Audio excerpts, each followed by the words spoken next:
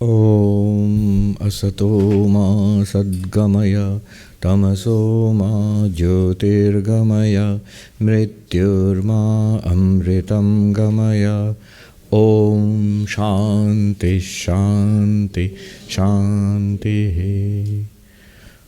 Om, lead us from the unreal to the real, lead us from darkness unto light, lead us from death to immortality. Om, peace, peace, peace. Good morning and namaste, everybody. Namaste. Good to see all of you. And also we have an extensive virtual audience all over the world. So it's actually people from all over the world who send us these questions, which we try to answer, only a fraction of which, unfortunately, and very unjustly, I think. But we are constrained by time. And we haven't had these Ask Swami sessions for a while now. So I was told between the last one and this one, nearly 1,500 questions have piled up. But our team does a really good job of classifying and selecting and giving me a few of them. So Diane will read out, as usual, some of those questions. We'll also have questions from the audience assembled here. You have to raise your hand. I'll call upon you. Come here, and there's a microphone. Tell us your name and ask the question. Keep it short as far as possible. We will first start with a couple of questions, at least, from the internet audience. Yes, Diane. Good morning, Swami. Good morning. The first question comes from Malika. Okay. Is this audible enough? No. No, I don't think it's... Yeah, now it's on, yeah. Okay. You have to pull it a little closer, I think. Yes. So the first question comes from Mali Karjuna K, who seeks clarification on the position of duality in Advaita. In Nirvana Shatakam, Shankara takes an uncompromising, non-dualist position by saying there is no self, no God, no guru, etc., which seems to treat these ideas only as practical but ultimately unreal concessions, whereas Sri Ramakrishna's Vijnana seems to accord equal ontological reality to both immanence and transcendence without treating either of them as the ultimate. Swamiji, would you please explain which position is the true Advaita? All right, this is a difficult one, very philosophical, deals with the very nature of existence, of non-duality. So, first of all, Shankara does not deny that there is a self. In fact, Shankara says there is only the self. And if you noted the question, ultimately there is no self, no guru. True, no guru, none of the persons, things in this world, only the non-dual Atman. But Atman means the self. So self is the only reality which exists, the capital S self, and it's non-dual. Now, equal ontological reality to immanence and transcendence. So immanence and transcendence, what it would mean would be, beyond this world, there exists this reality. Call it God, Brahman, whatever it is. So it transcends time, space, causation. It transcends our perceptions of the senses. It transcends this material world. So in that sense, transcendental. It's beyond all this. Religion defines God at the very least as transcendental, beyond this universe. And immanent would be in and through this universe also. So what is this universe? If it is transcendent, the ultimate reality is beyond this universe, and this universe is something separate from that. But in Vedanta, Swami Vivekananda said, we Hindus worship a transcendent, immanent God. Transcendent means beyond this universe, beyond time, space, causation, beyond humanity, beyond limitation, infinite. But also immanent, here, in and through everything. So this universe is not a separate reality apart from God. That would be a monstrosity, actually. Why? That would mean that the universe, the world, is a godless place. And God is a limited being. Why limited? Because if it's something apart from the universe, then God is a limit. Where does God stop? Where the universe begins. So there are two realities, God and the universe. The universe is limited, we all know. But then you make this terrible mistake of making God limited. That there is something apart from God. All right. And this is a very simplistic way of putting it. Theologians have multiple ways of getting around this. But if you say, no, this universe is not apart from God. God is here in this universe too, as well as being transcended. God, let's use the Advaitic word Brahman. Brahman means the ultimate reality. Literally it means the vast. Vast is equal to infinite. Infinite means not limited. So it's right here in this universe also. So how is Brahman here in this universe? As immanent, as constituting the inner reality, the inner, you can call it the ontological reality or spiritual reality, whatever, of this universe. Now notice, even these words, transcendent, immanent, they all are from the perspective of the universe. Assuming there is a universe, now this spiritual reality, this non-dual Brahman you're talking about, is it beyond this universe? Yes, so it's transcendent. Is it in and through this universe? Yes, then it's immanent. But you're already assuming that there is a universe. And in the non-dual position, actually there is no universe. Even these questions of transcendence and immanence have an element of ignorance to them. It's like in a dream. So we're suddenly told it's the dreaming mind which is dreaming of this entire universe. In the dream universe. Now if I ask that, so where is this dreamer? Is he part of this universe, somewhere around this? No, he's beyond this. The dreamer is dreaming, and now we have a dream. But not only beyond this, the dreamer is also immanent in the dream. In everything that you are dreaming, everything that you see in the dream, everybody, every experience, the dreamer is there because it's the dreamer alone who's appearing as this dream, the dreamer's mind. So the dreamer both transcends the dream and is immanent in the dream. But if the dream is not a reality at all, in that case, transcends what and is immanent in what? It's the dreamer alone who is real, not the dream. Now, if somebody says, does one give equal ontological importance to transcendence and immanence? Brahman is beyond everything, that's real. Brahman is in and through everything, that's real. No, that is not the non-dual position. Any kind of non-duality will have this one crucial thing which they will not compromise. There cannot be any other ontological reality apart from Brahman. That's the meaning of non-duality. Not two. Existence, consciousness, bliss is the only reality. Take existence for example. Existence itself is the only reality. There cannot be anything other than existence. Literally, tautologically, if you say there is something other than existence, what would it be? Not existence. Well, not existence does not exist anyway, so. Now, existence alone exists. Almost by definition. So Brahman alone exists. There is no 50-50 sharing of, Brahman has some reality and the world has some reality, then it's not non-duality. However, even within this strict definition of Brahman as the non-dual reality, no compromise with, no sharing of existence. Brahman alone exists. Then there's no second existence equal to Brahman apart from that. Even within this, there is enough ground to play around. Philosophically, metaphysically. How? One can take the extreme position, say Gaudapada, Ajatavada. There is no universe which has ever originated. Not very difficult to understand. And how can you say there is no universe? You're in the middle of a universe. You're experiencing all this. How can you say there is no universe? Well, you can. Strictly speaking, Even when you see a dream, when you see a movie, when you read a book of fiction. So in a dream, I see people and good and bad things are happening. I see the sky and the earth and I can see myself in the dream.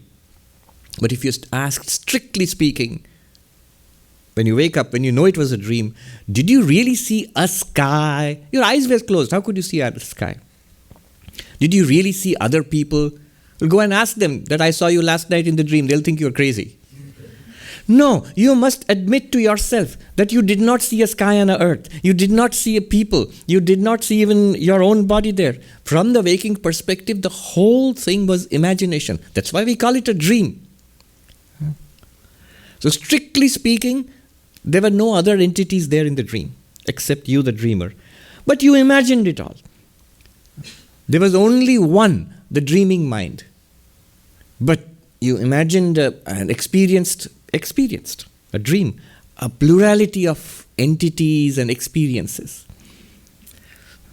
So from a strict ontological perspective, ontological means being, existence, what really is. From an ontological perspective, there's only one.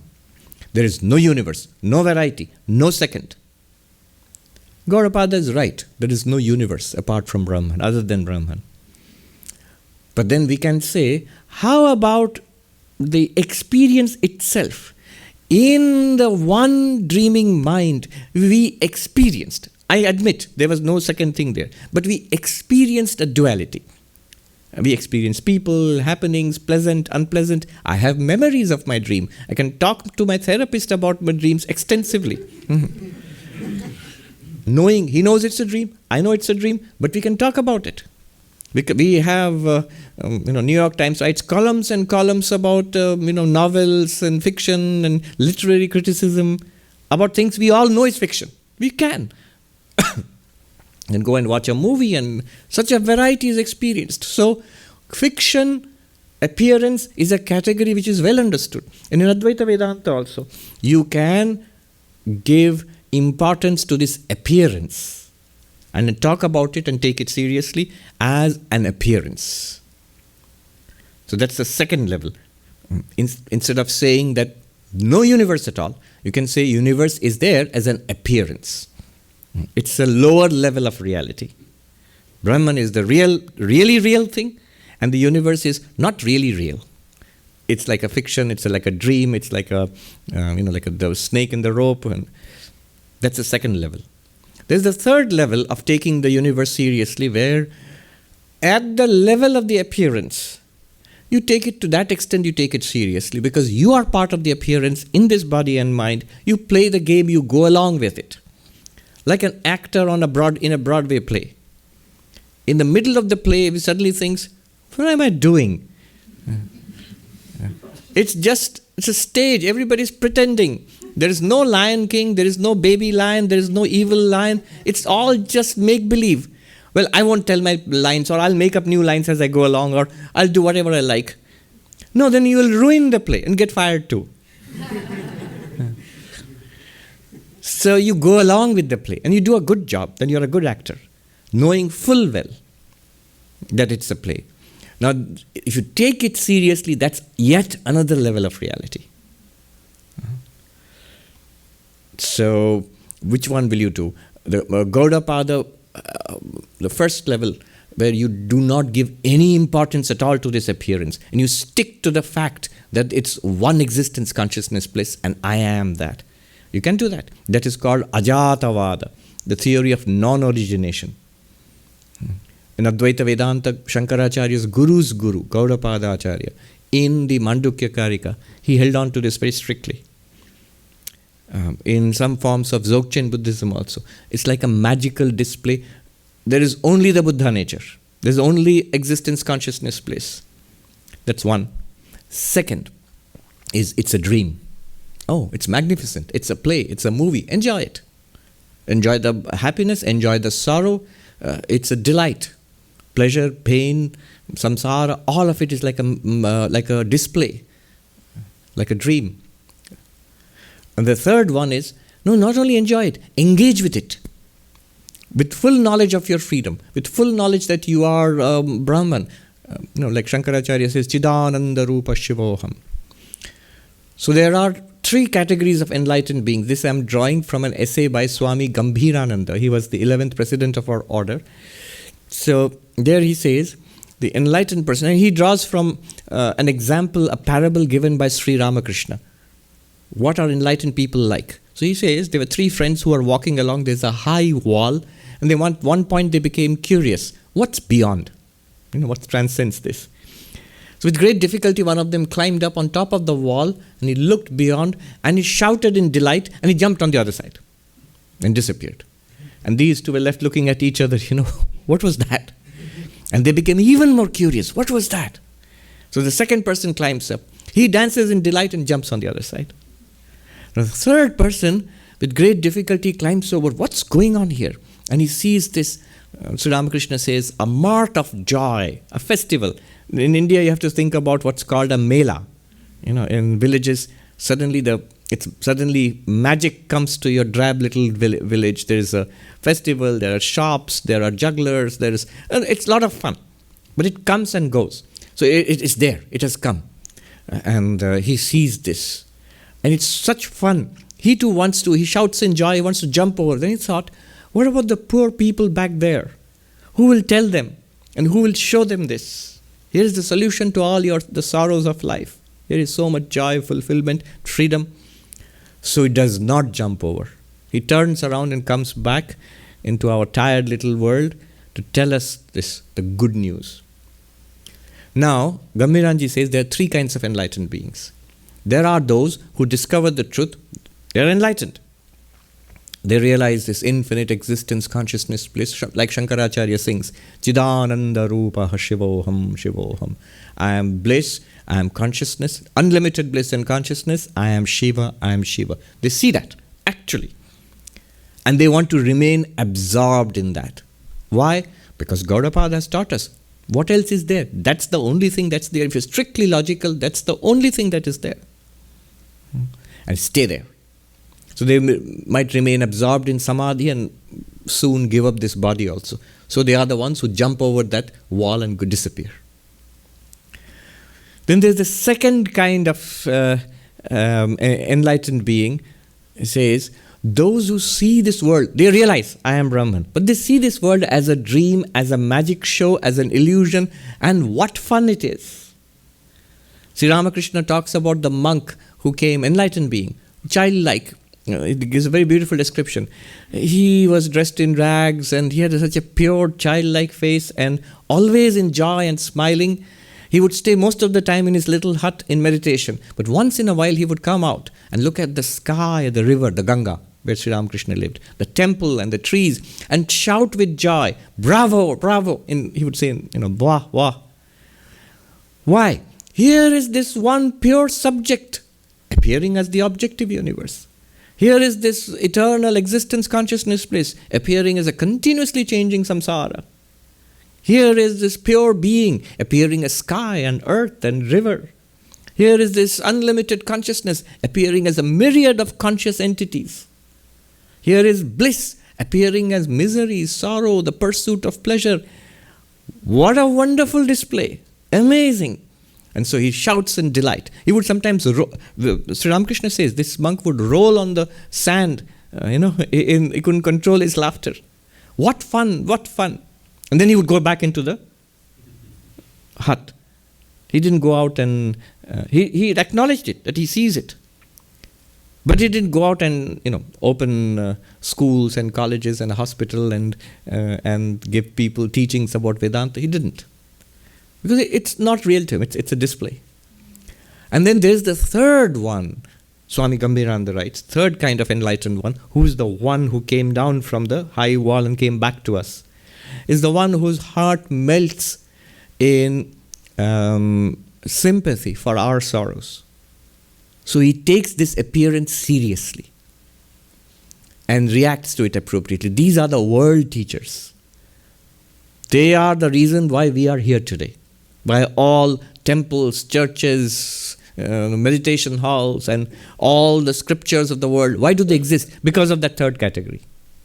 And of course, there we make hierarchy. We make hierarchies. Some are Jivan Muktas, enlightened beings, free while living. Some are avatars. But these are our categories. All right, so that's my answer to the question. Sri Ramakrishna, in the spectrum, where would he fall? So in the spectrum, where would he fall? It sounds like what is that, DSM or something? The mental illness, the spectrum of mental illness. In which part would Sri Ramakrishna fall? Well, he would fall on this part of taking this world seriously. So he takes this seriously. And so do we, Vivekananda and others. So not only to teach and share, but also not just spiritual knowledge, but all of it. Once you have this helpful mode, you would want to help in every possible way. Not just give Vedantic or teachings, but also schools for the unlearned and illiterate, or hospitals to take care of the sick, the hungry, and the poor, and so on. So your helpfulness does not stop here. Well, this is not Vedanta. It's outside the syllabus. You can go elsewhere. No. Yeah, so that's the answer. In fact, if you want to put it in one sentence, if one would just say that Sri Ramakrishna gives more emphasis on the immanence aspect of it, and Shankara and Gaudapada gave more emphasis on the transcendent aspect of it. One teacher said Sri Ramakrishna gives equal emphasis on both the transcendent and the immanent. All right. The second question is from Mitu B. The 7th verse of the Ashtavakra Samhita says that you are the seer of all. The 8th verse says you are not the doer. Then who is the doer of action? Oh. You are. But you just said you're not the doer. Well, you aren't. There's this story of the judge, a man came before him with a accusation against somebody else. That person does this, that, and the other. He is guilty. And the judge said, you're right. And the defendant was annoyed. You haven't even heard me. Hear me out. I haven't done it. I am being improperly accused, and so on. The judge said, you're right. And the judge's wife was listening at the back, and she whispered to him from behind, are you crazy? How can they both be right? Are you mad? You are right too.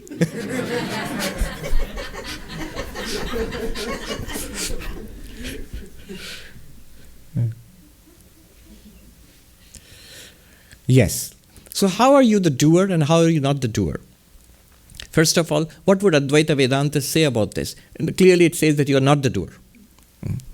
Ashtavakra, Eko Drashtasi, that's the 7th verse. And the 8th verse, I don't remember the Sanskrit, it's something like the doer, the idea of that I am the doer is the black cobra, is the dark serpent.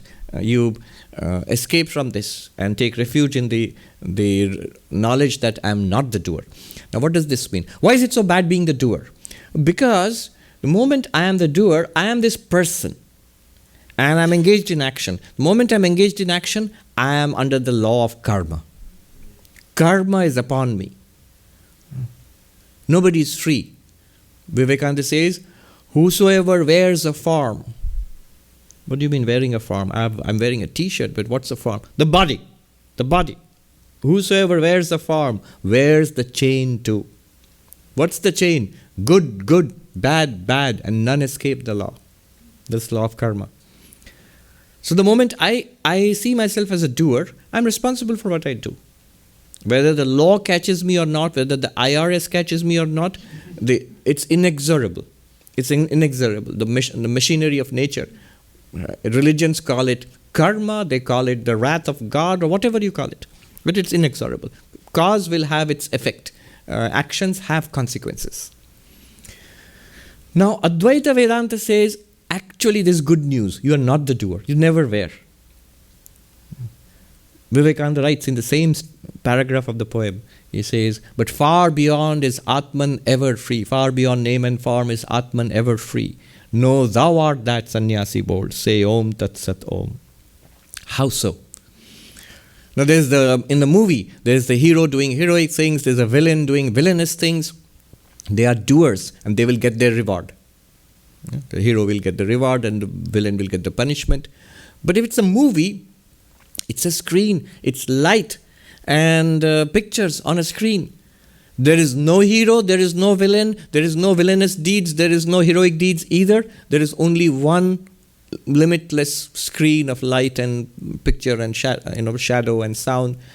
Similarly, from the non-dual perspective, you are limitless being. You are existence, consciousness, bliss. Vivekananda says something that could be shocking, He says, all that was done in the past, forget it.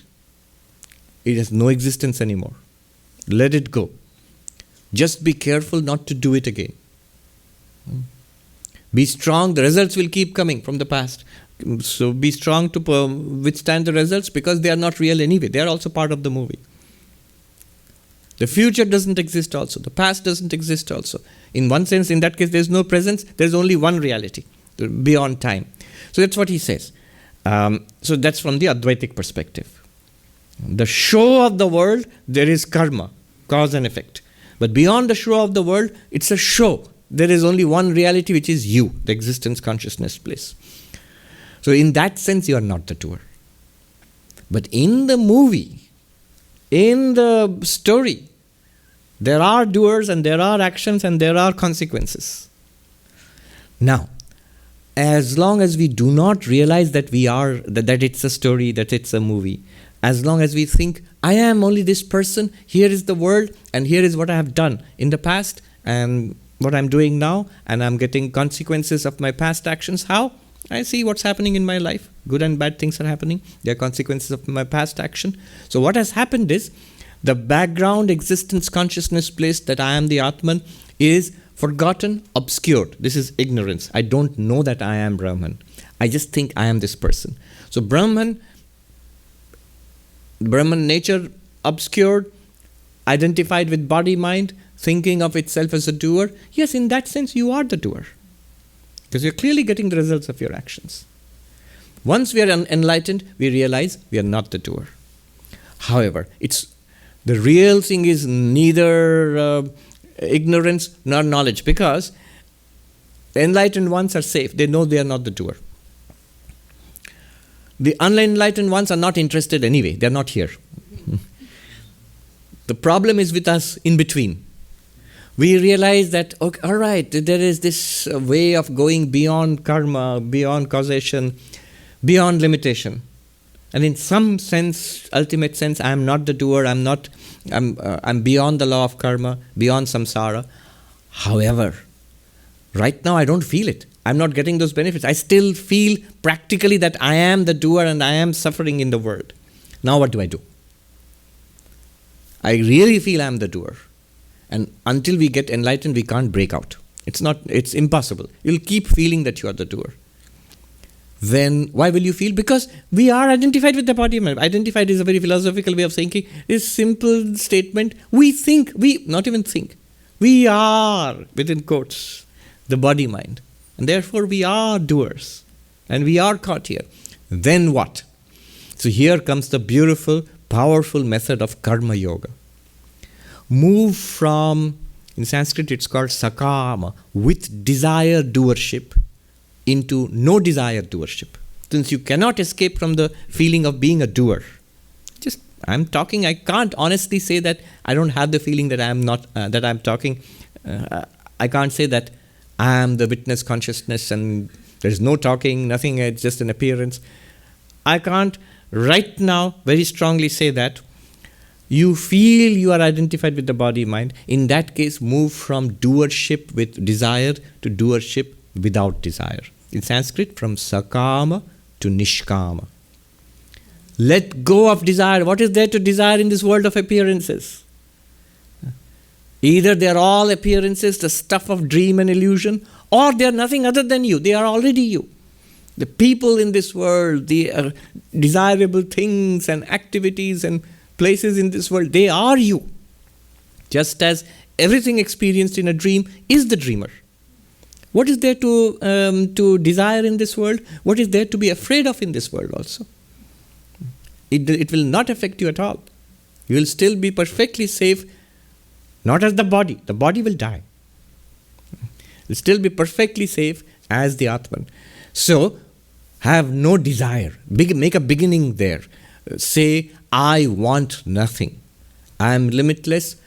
The all is in me. I am in all. I understand Vedanta at least, even if I don't feel it, even if it's not a living reality for me yet.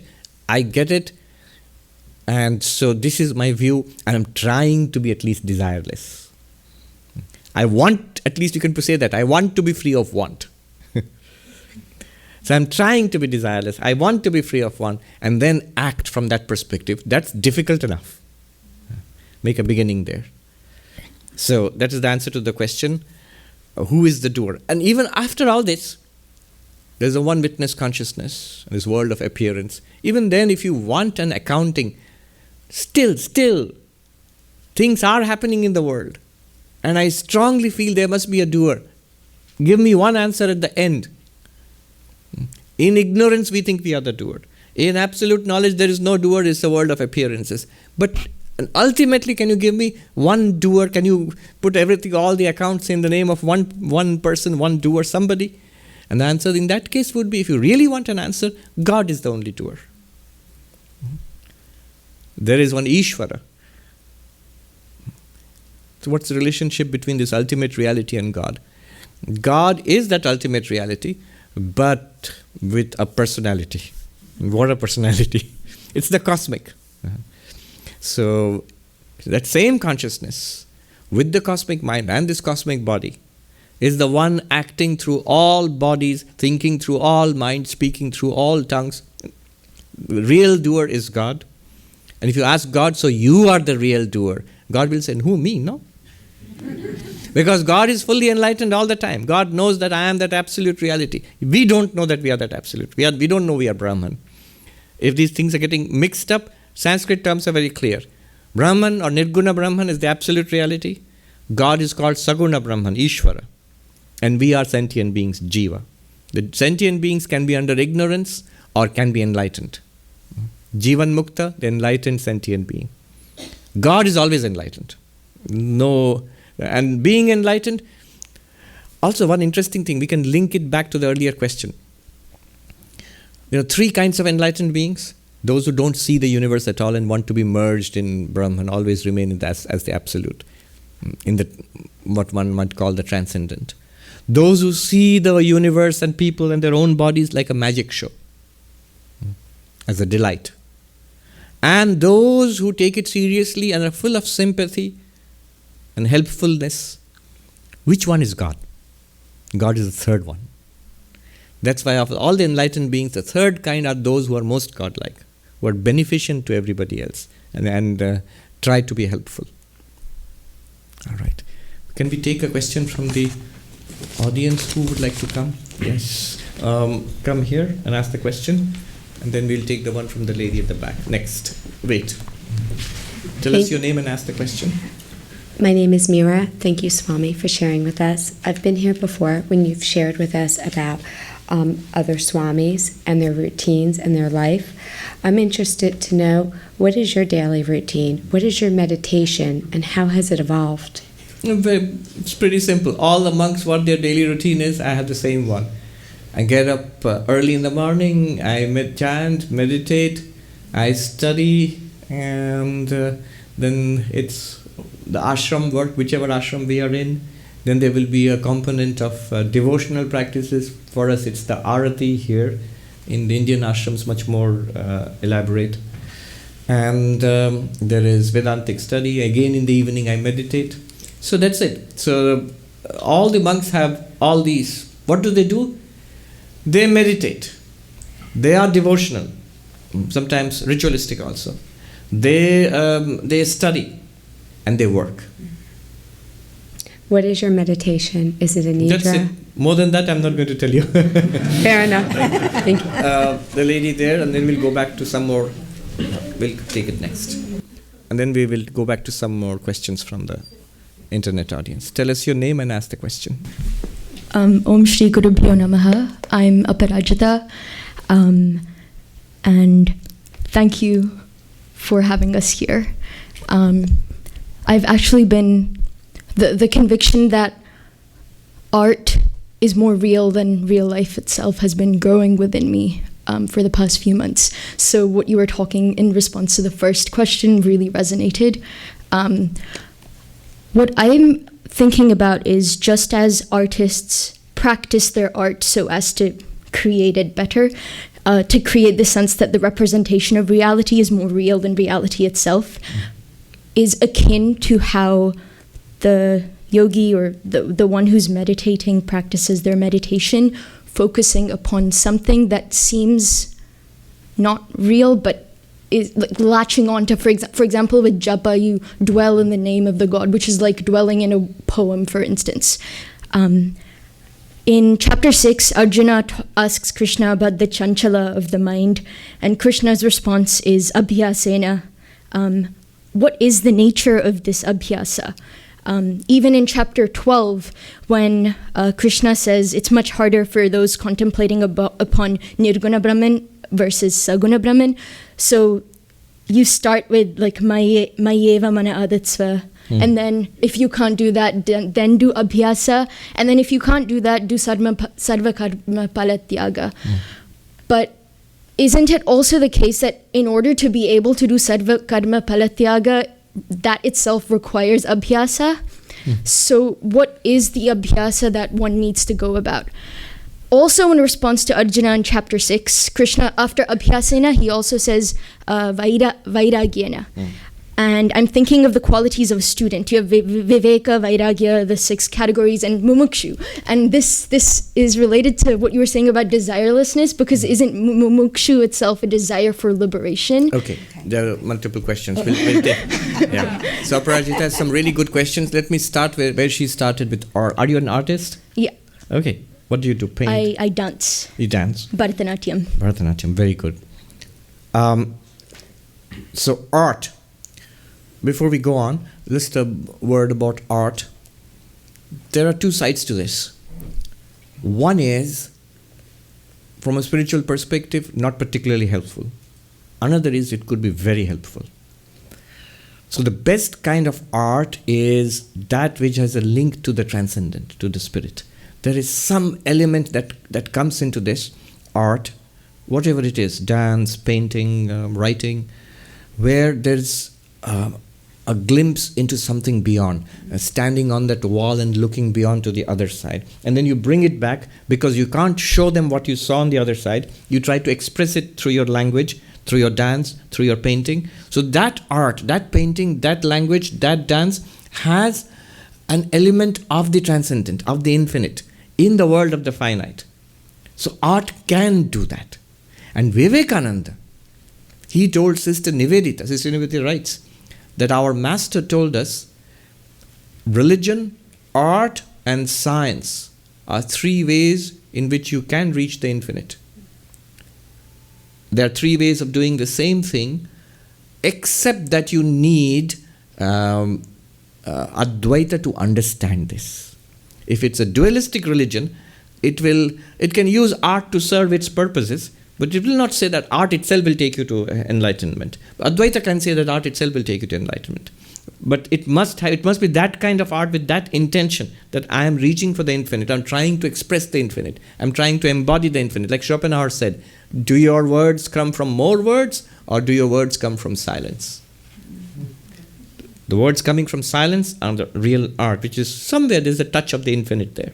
So that's the best kind. The other kind is not helpful. What kind? That was the movement in the 20th century. The death of God, a Nietzschean death of God. There is no God, no religion, no spirituality, that's gone. Although I don't think Nietzsche meant it in that crude sense. But anyway, that's how it was taken. Now, how do we replace that? We replace it with art, with society, with politics, with activism, with, there was this huge effort in the 20th century to find some replacement for God. Didn't work. The conclusion 100 years later is didn't work. There is nothing that will fill up the God-shaped hole in the human psyche, except God. The only shape that can fill up that God-shaped hole is the shape of God. And I can't resist that joke about the Buddhist who filled up the God-shaped hole with a hole-shaped God. Hole, the zero, the empty, the void.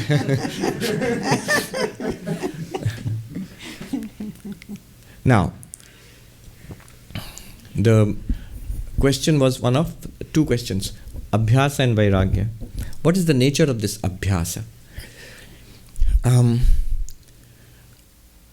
In art and in spirituality, we require the mind and our faculties, our sense organs and all of that. But these are very much part of this world.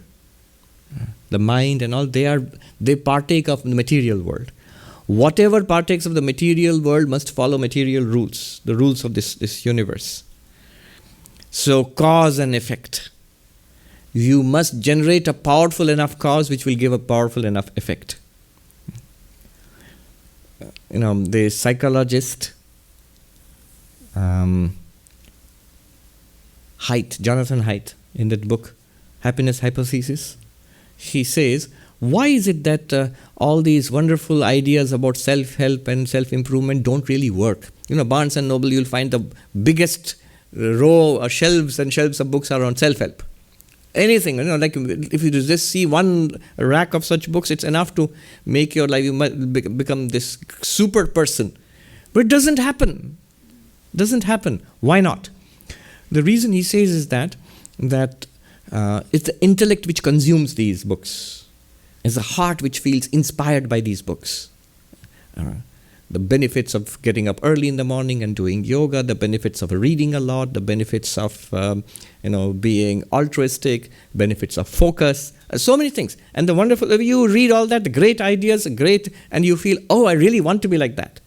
And this is a great idea, great techniques. What's the problem? The problem is when you have to do it, it's not the intellect which has to do it. When you get up early in the morning and do yoga, it's the body which has to do it. And when you get up early in the morning, it's tomorrow in the morning, I'm going to get up and do yoga at 4 a.m. in the morning or 5 a.m. It's cold and you are tired and sleepy and it's time to do yoga. The body says, nope. Did you ask me? You go and do yoga, intellect. You can do it in your dreams. I'm sleeping here under the cover. Now, Jonathan Haidt points out that the body and the other elements of our being, like emotions, the lower mind, they do not respond to ideas. Unfortunately, they don't respond to ideas. Even the mind does not respond to ideas. For example, focus is great. I am convinced. But the mind is not focused. Why not? I'm convinced. The mind which is convinced. No, the intellect is convinced. That's one part of the mind. The other part of the mind is habitual. And that's a great key to how these things work. How does the mind work? How do emotions work? How does the body work? They operate on habit. Why do they operate on habit? Habit is inertia. Habit is generated by causes. And it's the effect of several causes in the past. And that's how the universe works. Body, mind are part of the universe. So too is intellect, but intellect is a little sattvic, higher. So how do we get the body and the mind and the emotions to cooperate in our big projects? Training. The word for training in Sanskrit is abhyasa. It is, Jonathan Haidt says, the mahout and the elephant. The mahout knows where to go. He's got the GPS and the Google Maps. The elephant doesn't know where to go. The elephant, you have to guide the elephant to that place where you want to go. But the elephant is much stronger than the mahout. If the elephant doesn't want to go, there's nothing that the mahout can do to drag the elephant there. Then how will the elephant listen to the mahout? The elephant responds to training. The elephant has been trained.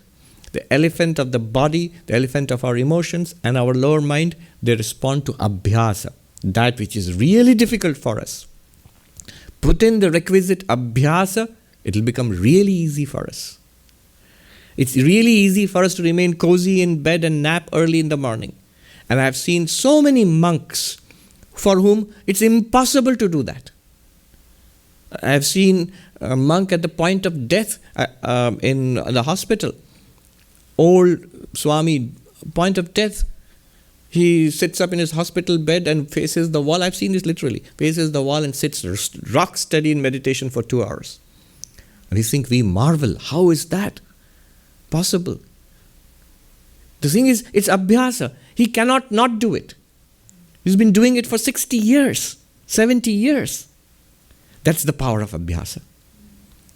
You use this secret that body responds to habit, emotions respond to habit, the mind responds to habit, and train. That just takes a lot of meticulous work and it has to be done systematically. The essence of practice, the essence of abhyasa is repetition. Do it again and again so that the cause becomes strong enough. The effect will follow. You put a groove, replace other grooves with a new groove which you put into the mind. Then vairagya. Vairagya is very important because what really ties us to this world. Advaita Vedanta will say ignorance. You do not know your real nature as pure consciousness. That's what ties you to the world. Theory, practically, the nasty part of all of this is what ties us to the world is desire. What is desire? Vivekananda says, thine only is the hand that holds the rope that drags thee on.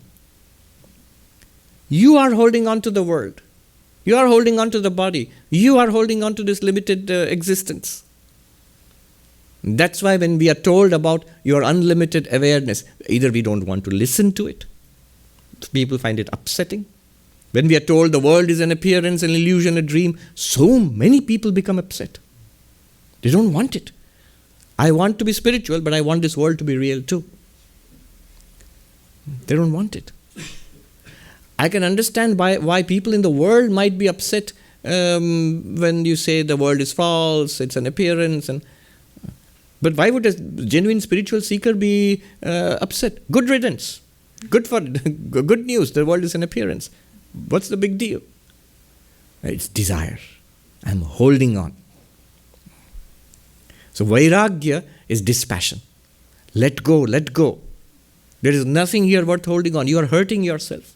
You are being dragged along by a phantom. A very, very, very ancient verse. Beautiful verse. You know what it says? It says, you are immersed in the ocean of bliss. Alas, you do not see. What do you see? You see the water of a mirage and chase after it lifetime after lifetime. What is this mirage? The world, samsara. It's like the water of immortality. You are immersed in it. You don't see it. What do you see? You see samsara, which is the water of a mirage. Not there. What's a mirage? It's not there. There's no water there. You see water of the mirage and I'm trying to quench my thirst and chasing that. Obviously, I'll never get it because it's not there. And then what do? I try and try till the body is old and decrepit and you cannot do anything more and it breaks down and it dies. I go out into the world, into the other worlds with this powerful desire, that hunger and thirst for that mirage water. And I embody myself again and again and again. This is samsara. That's why vairagya is the antidote. Vivekananda says, the color of the monk's robe is the color of freedom. Let go of the rags of worldliness which you are wearing. So you don't have to put on this color. The thing is, color the mind with this color, the color of freedom. Whether externally you become a monk, but internally one must. The one who has become a monk must first become internally a monk. And all of us who are spiritual seekers must internally become this monk. Like this is called vairagya. Let go of small things if you want the infinite. You will dwell within it. Literally, what does it mean to let go? Do I throw everyone out of the house and toss my furniture and my belongings out onto the curb? No. Everything will remain. Everything will remain as such. But you are no longer looking to it at all for fulfillment. You will do your duty where you are. You will do your best for everyone around you, in your family, in your community, in your office, wherever you are. That also becomes a spiritual practice for you.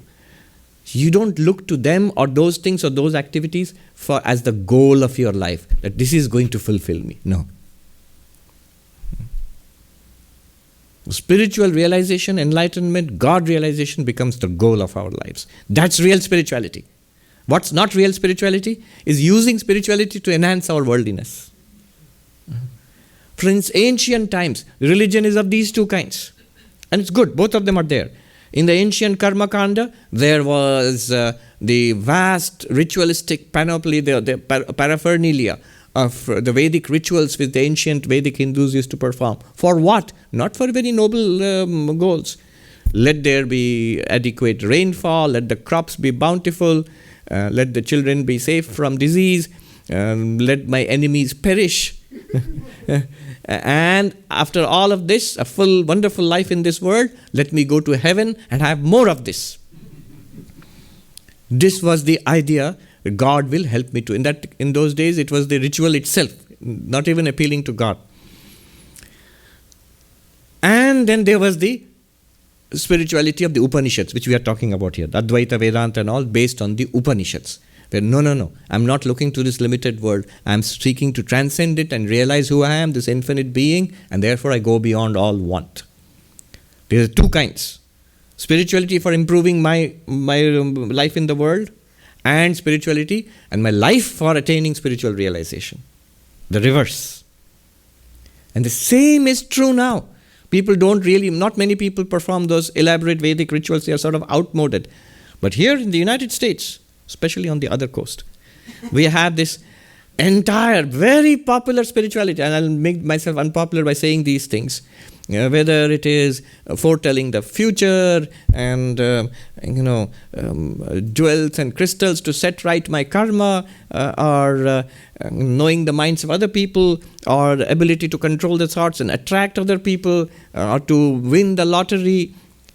Notice all of those are trying to use so-called otherworldly means to achieve very this-worldly results.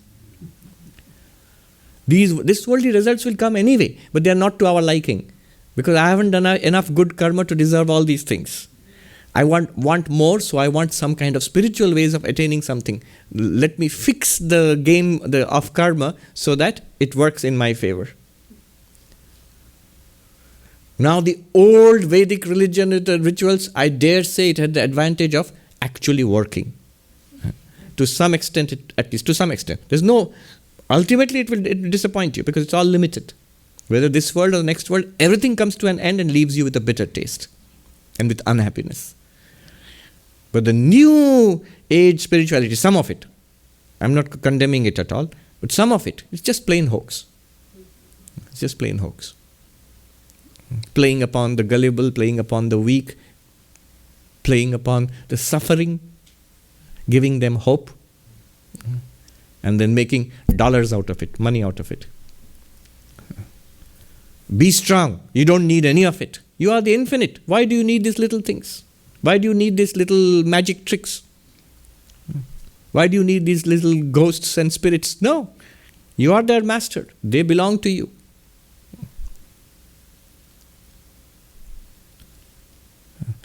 And the genuine spirituality is still there, which is my life for spiritual realization.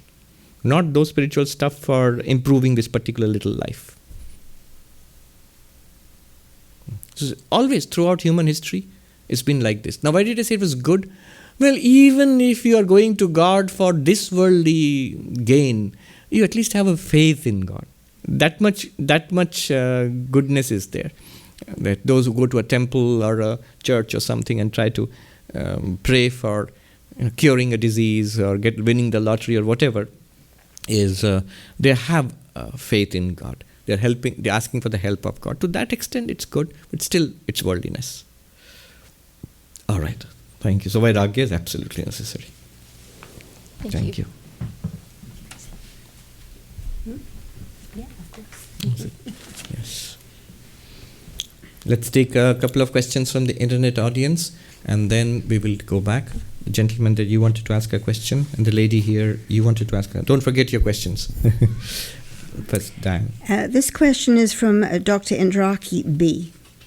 Swamiji, thank you for your insightful and easy to understand sermons. My question is related to your discourse on the Advaita philosophy and Buddhism. If Buddhism believes in reincarnation, then why does it not believe in an Atman? What is it that Buddhism believes is reincarnated if not the Atman? It is unlikely that Buddhism believes it is the mind-body that reincarnates. Please explain. Well, the answer is in the question itself, last part. The body doesn't reincarnate, the body dies.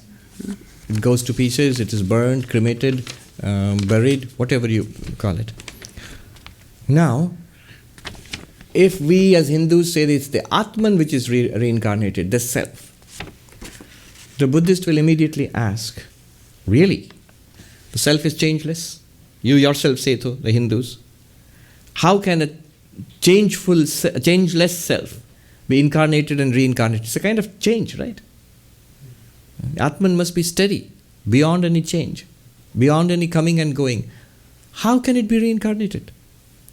Rather, what the Buddhist proposes is, so Buddhists will first, the strategy is, and I'm quoting ancient debates, the strategy is first to attack the opponent's position. You are saying without a permanent self, you cannot explain reincarnation. Oh, Buddhist, you believe in reincarnation. Then how can you reject the idea of a permanent self? So the Buddhist first says, can the idea of a permanent self support reincarnation? And then he will show in very logical steps, it can't. The idea of a permanent self and the idea of being born and living and dying and being born again, they are not compatible. They don't go together. Physical body is dead. Then what is going from body to body, lifetime to lifetime? It cannot be a permanent self. Permanent self cannot change. Reincarnation is change. Then the Hindu will say, okay, wise guy, tell me what's your solution? And the Buddhist will say, actually our solution is logical. What it is like is not that some particular entity is being reincarnated. It's more like a process.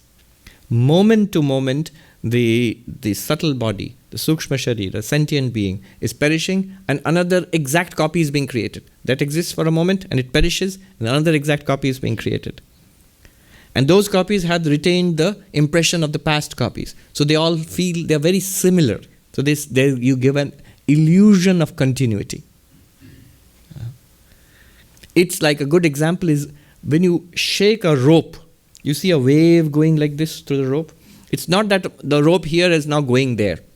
At every point the rope comes up and down. It's a wave being propagated. Similarly, the Buddhist says it's like a wave being propagated. A set of impressions, a set of characteristics. It goes forward once a physical body falls apart. That subtle body also is moment to moment arising and disappearing. And it brings with itself, we'll say, no, consciousness is in the background. No, every moment it comes up with its own consciousness, flashes of consciousness. In fact, the phrase stream of consciousness it applies very well to the Buddhist idea. There's actually a Sanskrit word for ancient Sanskrit term for that. Kshanika Vijnana Dhara, the momentary stream of momentary consciousness. Flashes of consciousness, and that takes up with memories, thoughts. How are those memories and thoughts encoded? With matter, with subtle matter which is being appropriated moment to moment. None of it is permanent. It's just an impulse which is transmitted. And that takes up a new body which will live for a while, again disappear, die. It's like the waves in the ocean. So, that's the answer from the Buddhist side. So there's no real solution from the Hindu dualist side. It's only the Advaitic answer which gives the right answer. The Vedantic Advaitic Brahman, existence, consciousness, place. You are right, it says to the Buddhist, that's not incarnated. That neither is born nor does it die. And you are right. What is incarnated is continuously changing. It's that appearance of mind-body. The body dies, lifetime to lifetime to lifetime, and the mind is continuously changing. Mind is a stream of subtle matter, thoughts. The body is a stream of physical matter that falls apart after some time. The subtle matter goes on. So it's as the Buddhist said, there is this mind which goes from lifetime to lifetime. In Sanskrit, it's called sukshma sharira, subtle body. And that's always changing. That's a complex entity capable of change, and it survives physical death of the body, and it goes on from lifetime to lifetime. That embodies the jiva, the sentient being. Now the danger, so the Buddhist position, the Advaitic position is same? No. Then the Buddhist, you see, what's the danger of making concessions to clever people? You've made a concession that yes, you're right. Then the Buddhist will say, aha. So if it is the subtle body which only goes from lifetime to lifetime to lifetime, that explains everything. Why do we need your Atman, Brahman consciousness? Get rid of it. Come to our camp. Welcome to the Buddhist camp. You Hindus have become Buddhist. And then there is the reply from the Advaitic side. If it is a series of, there are many arguments, but if it's a series of flashes of consciousness, what's a flash? It has a beginning and an end, right? Momentary. Then another one. It's discrete series. 1, 2, 3, 4. Not continuous. There's a whole argument between continuous consciousness and discrete consciousness. Flashes of consciousness and continuous consciousness. If you argue in that way, the Buddhist would say, yes, what's the problem in flashes of consciousness? The problem is, if it's a flash and the next flash, there's a gap between the two. How would you know there's a gap? If you don't know there is a gap, then say it's continuous. Why would speak about a gap? If you know there is a gap, to know there must be consciousness. And that consciousness must be there in the gap. There's no other way around this argument. And there are other arguments also. How about recognition? If every flash is discrete and separate, in that case, there is no continuity. Who is in bondage and who attains nirvana? Who is the one who suffered? Who had the past karma, and why should I suffer the results of this past karma? Because I'm not literally the one who did that karma. It sounds very weird. So it falls apart if you push it a little further. There must be a unifying background. Yeah. Next one. There are 3 questions on consciousness and its character. Just go through all very good. Dr. Daniel D. asks, or says, I'm a devoted follower of your talks on YouTube. But when you say all is an appearance in consciousness, what do you mean? Sir James Jeans, the late physicist, said that we are an idea in the mind of God. Might this be something like what you mean by an appearance in consciousness? Also, is it permitted to think about characteristics of awareness/pure consciousness? For example, I think of pure consciousness as loving. Is pure consciousness active and thinks and therefore creates all that is? And then Mangesh asks, how... All right, let's just take that one first. Okay. There's a lot there. What do you mean that pure things appear in pure consciousness? I mean just that. Look at your experience right now. One way of understanding our experience right now are things appearing in consciousness. Here I have people, colors and shapes, space and depth appearing in consciousness. I have sound appearing in consciousness. Appearing means being experienced. That's all. I have the sense of a body and warmth and all appearing in consciousness. Is it warm? You can put on the fan. It's right behind you. You want to put on the fan? Yeah. Right. Isn't that how we experience life? As experiences. And what is an experience? Things appear in consciousness. That's what consciousness is. Things appear in consciousness, things disappear in consciousness. Presence and absence of objects of experience. That's what life is. All right. Now, we are an idea in the mind of God. James Jean said that. Is it something like that? No, not quite. Because the mind, I'm not saying that it's like thinking. Things appear in consciousness is not a fancy way of saying that we think of things. No. The mind appears in consciousness. And literally, this is what I mean. In deep sleep, for example, the mind does not appear. It goes to sleep. The external world does not appear. Only you exist, but there's nothing to experience. There's just the absence. You can say and sometimes Advaitins say that the absence is experienced in deep sleep. It's not an experience of absence. It's not an absence of experience. Rather, deep sleep is an experience of absence. If there is experience, there must be consciousness. There's no possibility of any experience without consciousness. So things appear in consciousness, the mind also appears in consciousness. Can we say consciousness is loving? Only in a rather peculiar sense.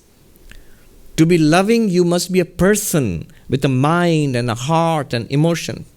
But the impersonal consciousness is loving only in this sense, like the sky is loving, for example.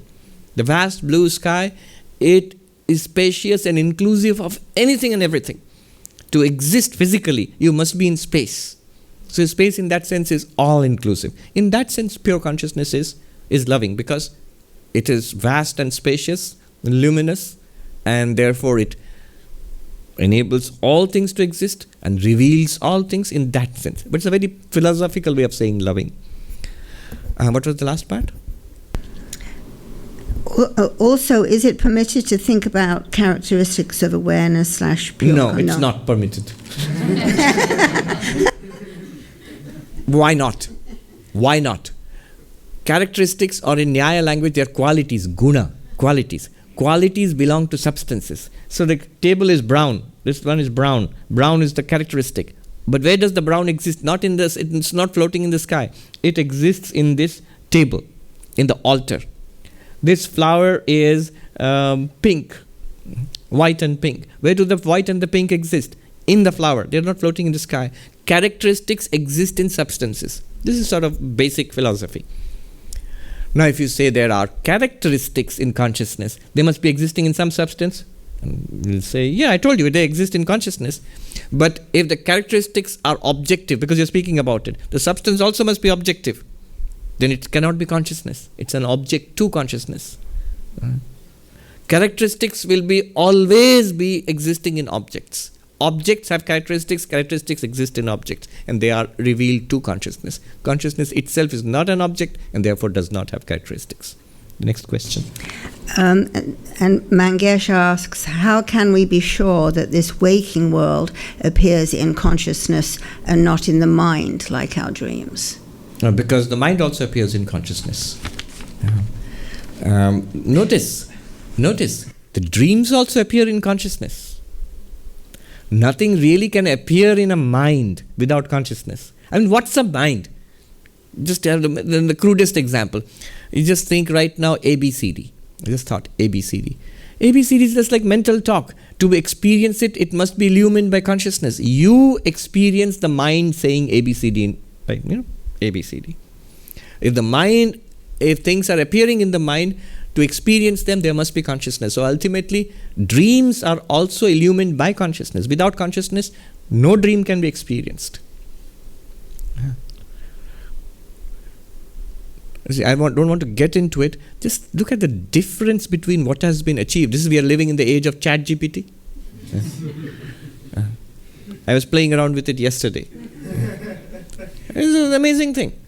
And one gentleman asked me, so what do you think? This ChatGPT is intelligence. Like its behavior is so intelligent, far, far more than your Google. You can ask it to do things and it does it for you. Students are delighted. All their assignments, it can be done. And I have heard, I've got reports that there are academic meetings taking place in academic departments across the world. Right now, emergency meetings. How do you deal with students turning in beautiful assignments all written by AI, not by them? So they are banning it now. It won't work. Banning it won't work, only temporarily.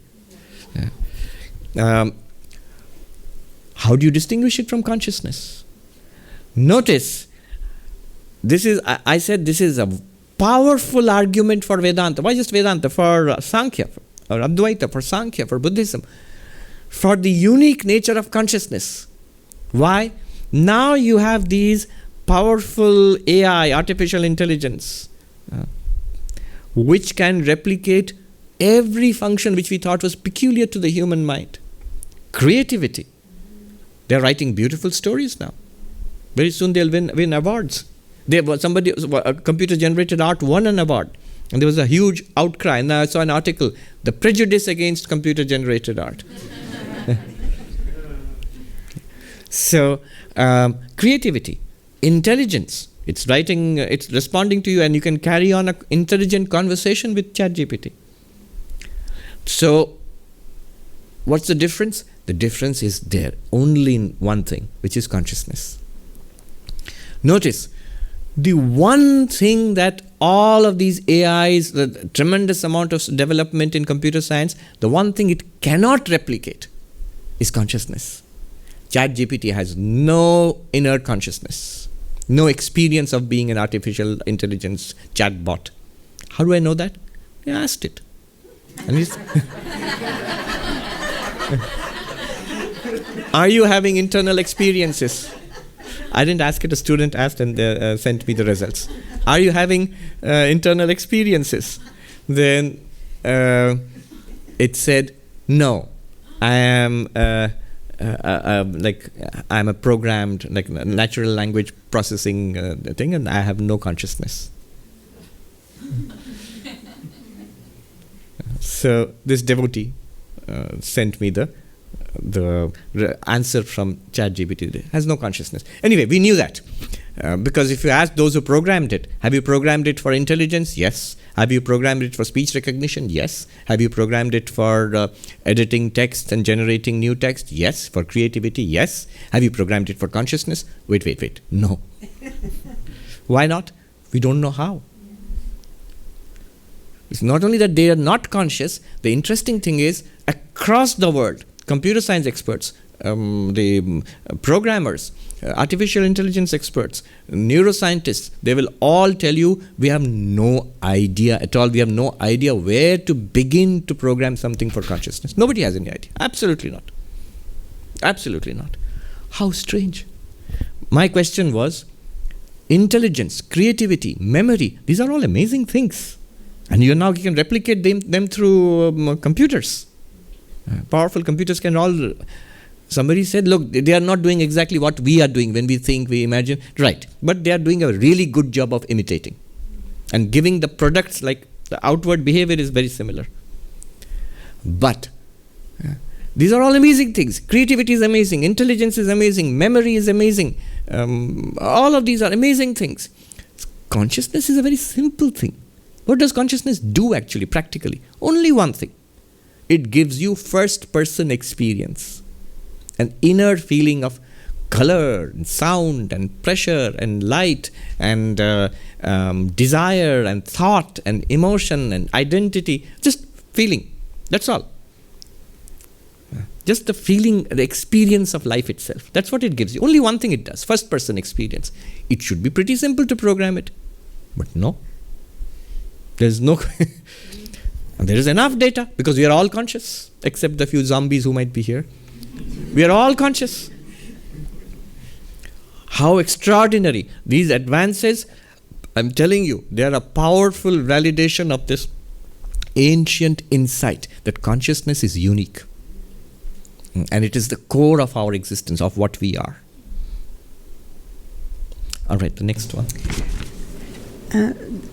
The Pratibha Manch study group has questions on moksha. Yeah, we'll take those and then we'll take a couple of questions from these two, the lady here and the gentleman there. Yeah, the moksha questions. Yes. Is moksha a state of being one with the divine, or is it a process of becoming instead? Is it a slow transformation that occurs with each right choice that one makes, or is it something that happens at the end of life? All right, just let me take that much and we'll go ahead. Is moksha, freedom? Some of you are already fidgety, thinking, when will we get moksha? You'll get moksha very soon, in 10 minutes or so. Moksha from the session. We'll wrap up. Does it happen at once? Answer is yes. And or over time, the answer is yes. But in different aspects. At once, I was reading Vivekananda. In Inspired Talks, at least thrice he uses the word flash, and it is done. Before that, you keep trying, you keep seeking, you keep practicing. That takes a lot of time. But the actual process of enlightenment and freedom is a flash. It's done. A breakthrough. Then what takes time? What takes time is the initial seeking, and that can take years, lifetimes, or for some people, a short time, like Ramana Maharshi, he tried once or twice and he made the breakthrough. But we will, as Vedanta, we will say that, he has been trying for past, many, many years in the past lives. So this past life thing is very good for bookkeeping. You can make all the accounts match. You can put it back to the past life. So so one way it takes a lot of time, it's a slow process, is building up to that breakthrough. Another, the moksha itself. The question might be that, no, I didn't ask about getting to moksha, but the moksha itself, is it a slow process or does it happen immediately? Well, it happens immediately, but afterwards there's a slow process. What is the slow process? It is the manifesting of the moksha in your life, what is called Jivan Mukti. Those who are already highly advanced, have done a lot of meditation, or have a very pure mind, they will manifest that enlightenment very easily. We call them saints. They're very saintly people. They become spontaneously, they are holy people because they are already ready. And so they manifest that divinity easily in their lives. For the rest, there is a struggle again afterwards. Struggle means it's a different kind of struggle. Before that, the spiritual struggle is seeking. I'm seeking God. I'm trying to get, self-realization, enlightenment. Who am I? Then you have found it. This person is no longer seeking. This person has realized that I am Brahman. Or this person, if you're a dualist, you have found God. You feel the presence of God. It's no longer seeking. It's more like staying and living it. That staying and living it takes time because you are again fighting against the elephant, the creature of habits. If the habits have been sufficiently purified by past spiritual practices, the manifestation is fast. What you realize, you live it. That's what Plato meant. To know the good is to be good. We immediately rebel. No, we know what is good, but we can't be good. Plato would say, weep that you say that, because you are really messed up. The pipes are clogged. At one level is the intellect which knows the good. At the other level is the rest of our being which doesn't follow the intellect. Then that means we are messed up. I know what's good, I can't do it. Why not? Because that's our human condition. But Plato says something which seems alarming. That he says to know the good is to be good. Well, Vedanta would also agree. For a person who is sufficiently purified, to know the good is to be good. To know the reality is to live the reality. So in that sense. Next. Why do eminent acharyas interpreting the same Vedas come to such different conclusions on what moksha is? Do we need a guru for moksha? All right, why are there so many views of moksha? Actually, I gave a talk to this group. That subject was moksha and the 6 systems of Indian philosophy. So the multiple views of liberation. All the religions of the world, the theologies of the world, they express it in different ways. Here, Sri Ramakrishna is very useful here. Because his view is that all of these were enlightened people. In contrast to the earlier efforts of trying to establish my school versus other schools. Or my religion versus other religions. One approach was mine alone. I clearly have the truth because I'm enlightened. I see the truth. You guys are saying something different, so you can't be enlightened. You're false. This was the approach. And then led to fights and clash. Or it led to kind of superiority that you have got a little bit of the truth, I admit it, but I've got the whole truth. Whereas the core idea of the Vedas, it's right there. Truth is one, the sages call it variously. That's the answer to the question.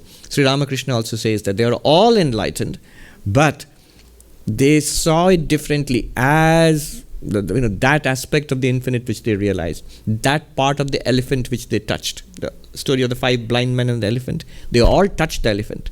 Some said the elephant is a pillar, they touched the leg. Some said the elephant is like a long pipe that touched the trunk. They said elephant is a rope that touched the tail. Elephant is a big fan that touched the ear. That was one irritated elephant, I can tell you.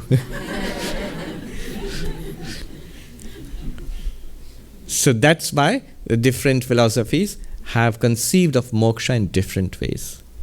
But there are some commonalities. They are all beyond suffering, for example. It works. Yeah. Do we need a guru? Highly recommended. Can there be self-activated enlightenment without extreme practices of yoga and meditation? Spontaneous enlightenment without extreme practices of yoga and like meditation, yoga, spiritual practices. Generally not, but I can't rule it out, because different spiritual traditions in India especially, they testify to the fact that it could be possible, spontaneous awakening. We will immediately say, past lives. You've done a lot of practice in past lives, a lot of seeking, and it germinates in this life. But then someone will say, you're just making it up, Swami. The fact is that some people very, very few people tend to awaken spontaneously. Ramana Maharshi was a classic example of almost spontaneous awakening. Even in this day and age, I will not take the name, there's some people who are genuine teachers, and they seem to have awakened spontaneous, very popular teachers whose teaching is very Advaitic, whether they acknowledge it or not. It's non-dualistic, Advaitic. There is a tradition. For example, Kashmiri Shaivism. It says there are 4 ways of attaining enlightenment. One way is the no-way way. It's not that there's no way of attaining enlightenment. It's just that you attain enlightenment, there is no path to it. It happens. It's called anupaya. No, upaya means method. No method. What do I do? Wrong question. So how does it work? It happens, we can just say it happens through grace. They call it Shakti Path, or the extreme transference of grace from the Guru or from Shiva. They call God Shiva. But that doesn't sound hopeful. When will it happen? No idea. So you cannot hang around waiting for that to happen. Second is Shambhava Upaya. Shambhava Upaya means the way of Shambhu or Shiva, which is very similar to Advaita Vedanta. A pointing out is given that talks about your real nature. You inquire into it, stay with it, you will realize. And like Vivekananda says, flash. Shambhava Upaya. Didn't work. I've been coming to your classes for so many years now. Then there is Shakta Upaya, the way of Shakti, the way of the Divine Mother, which includes, along with those pointing out instructions, it includes mantra and meditation. Much more complex. See, each level as we go further down, it becomes more complex, more intricate, and more intense practices. So there is long hours of mantra chanting. There is long hours of trying to focus in meditation. The third one. The second one, the Shambhava Upaya, way of Shiva, does not depend on meditation. It depends upon inquiry and direct realization of who am I. Third level, the Shakti level, depends upon Shakta Upaya, the way of Shakti. Depends on mantra practice and meditation practice. It's rigorous practice. Not working. I try to repeat the mantra, it's mechanical. Try to meditate, fall asleep. Then there is the fourth level, called Anuva Upaya. In their scheme, Anu means atom. Atom means us. Shiva is the vast, infinite, and we are tiny. But we are actually Shiva. So their ritual, devotion, extraordinary complexity of methodology is given. Many practices to do. Lot of intensive practice, which you see in chanting, in rituals, in devotional practices, in temples, and so on and so forth. Much more complex. So there's all these 4 levels. Can it happen spontaneously? Yes. Can it happen in a short, direct way? If you're lucky, yes. Give it a try, give it a spin. But always be ready to work for it. And we are working our way towards it. Is that... Well, there are a couple more. Or we'll hold off on that. Right. Let's quickly take the questions from this lady. You come, the gentleman there, please come and ask the question. And the lady here. And we'll wrap it up because... Moksha. Namaste, Swamiji. My name is Thomas, and I am confused about the nature of how can the reality be truly one? Because I'm glad you mentioned Plato before, because I read Plato in college, but in his Sophist, he mentions that there cannot truly be a one, because if you say the one is, you're describing the action of existence, or the action of a verb indicates a subject and an object.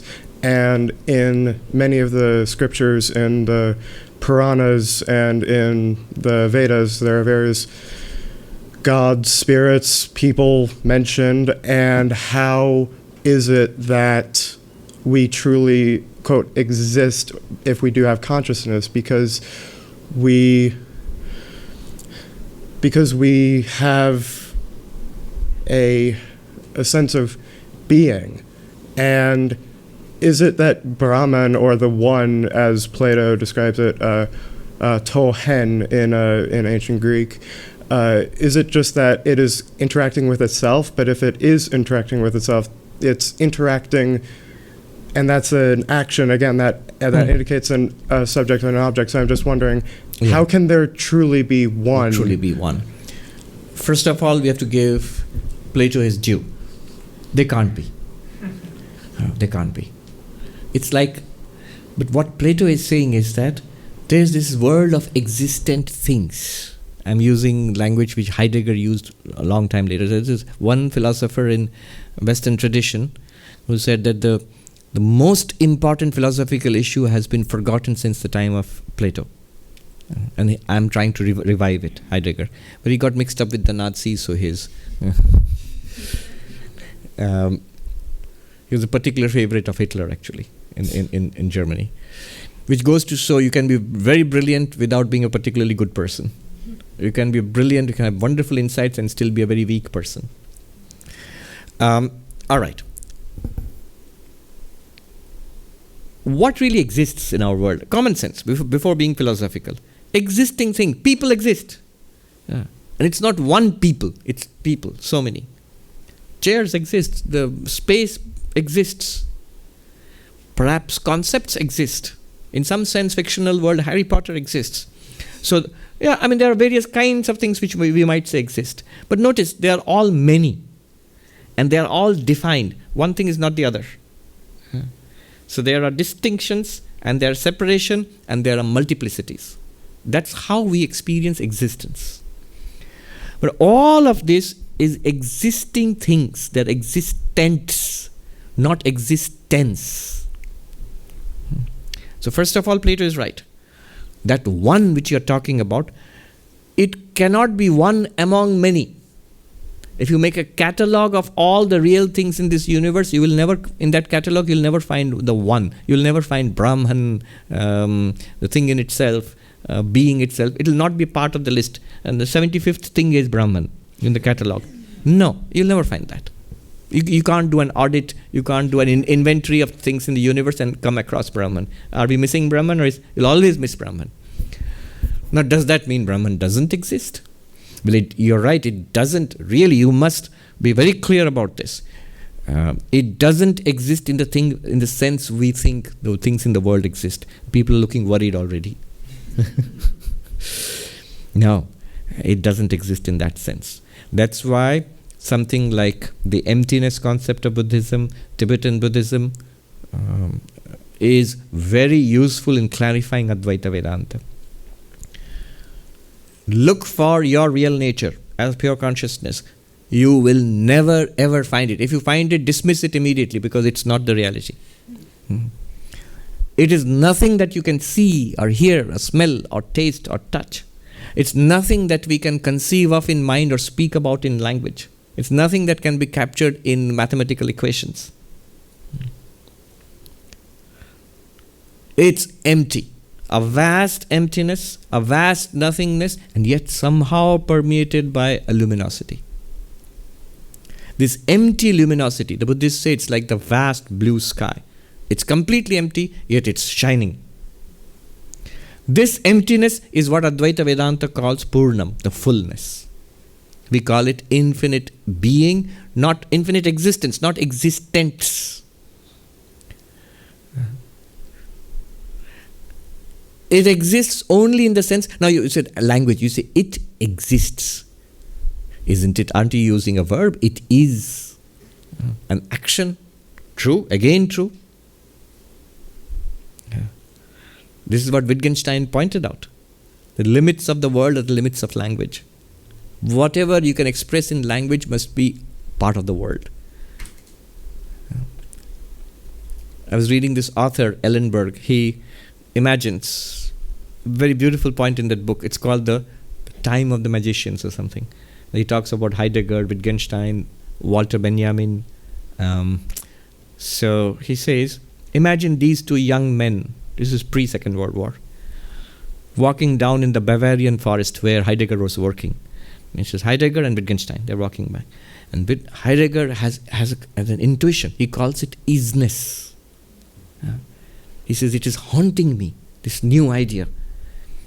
And then Heidegger says to Wittgenstein, in that imagined conversation, never happened, he says, isn't existence magical? How it appears. In that dialogue, he says, look, in German it's there. He says, look, here, a tree, a shrub, a rock, there, existence. And Wittgenstein replies to him by saying, again, imagine a conversation, replies to him by saying, yes, but you can't say it. You can't say it. If you say it, you're using language. And you're already making a mistake. You're making that into an existing thing. It's not an existing thing. What do you do with it? Wittgenstein says in the Tractatus, he says, it is the mystical. Whereof we cannot speak, we must remain silent. It's the realm of the mystical. He doesn't deny that there is, again, wrong language. There is such a thing. It's completely wrong language. Advaita or Gaudapada would say, hush, there is only that. A good example is the ornament and gold example. If we are introduced with a beautiful display of Tiffany's jewelry, and then somebody introduces us to the fact that there is this reality, beautiful, amazing, most important thing called gold. And I'm excited about it. I asked the shopkeeper, show me your catalog of all the jewels. Where's the gold? Nowhere.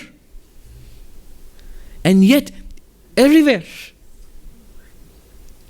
And if Heidegger comes and says, gold, I'll show you gold. There. And if I don't know what gold is, I'll say, oh, you mean the necklace? There. You mean the bracelet? It's not the necklace or the bracelet per se.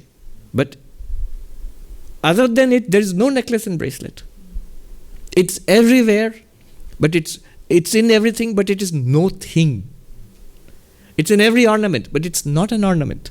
If all we know are ornaments, existing things, we'll think it's non-existent. But is it non-existent? It sounds very theoretical, Swami. Pure being, pure existence sounds... People and objects, these are real.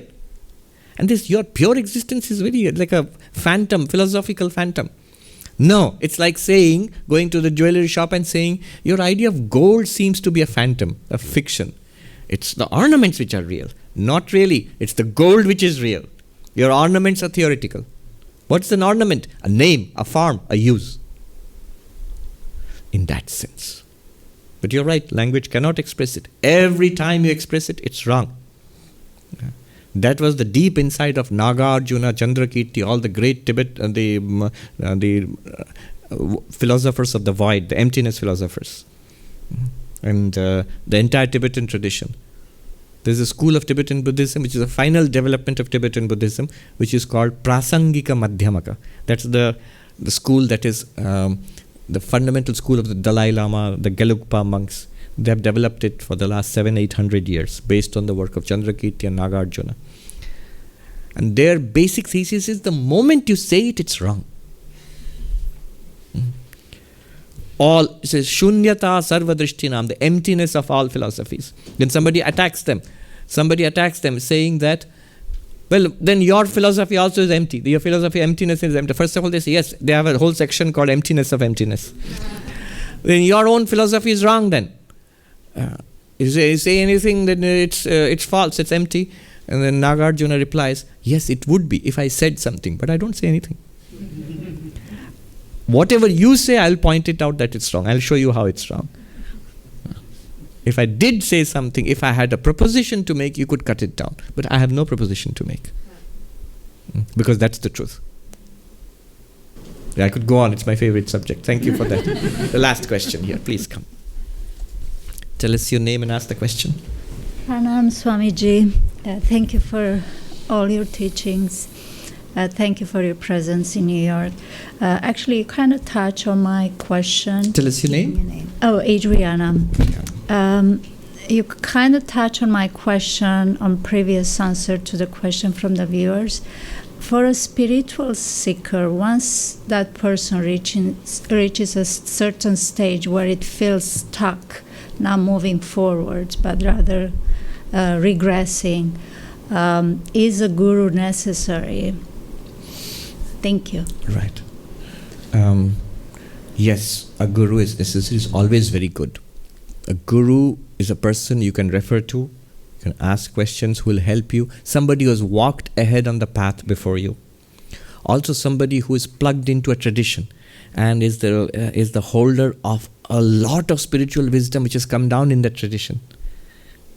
And in our spiritual path, we can benefit from this accumulated mass of spiritual wisdom. So guru is very helpful. In our tradition, what we do is there are some swamis who are empowered to initiate, give mantra diksha. So they are the gurus. So we typically go to the swami and pray for initiation. They give us the mantra diksha. That's the guru. And of course, we learn from everybody. We continue to learn from everybody. But we're not limited to one person. But that one person is now the guru, the spiritual guru. You may not ever go back to the guru again and ask anything, but you have a guru, a lineage, a practice of your own. That's very helpful. And if you have specific questions, again, that lineage and accumulated spiritual wisdom helps you. It's a very good question.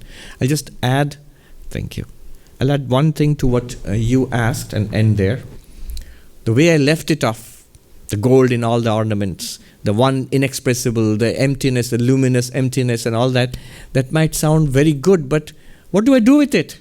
Is it at all realizable? Is it at all experienceable? I didn't complete it. The beauty of Advaita Vedanta is it stresses that empty luminosity is you. That limitless existence which appears as all existent things is you. Tat Tvamasi. You are that. Definitely, experienceable. Again, language fails here. Experienceable, realizable. Why not? Because you know it already as I, me, myself. It's just the misidentification with body and mind which veils my reality from itself. It's not knowable, it's perfectly realizable. It's more than knowable, in Vivekananda's words. That's a good way of ending it. It's far more than knowable. And that knowledge, realization, it solves all our problems. Om Shanti Shanti Shanti Harihi Om Tat Sat Shri Ram Krishna Arpanamastu.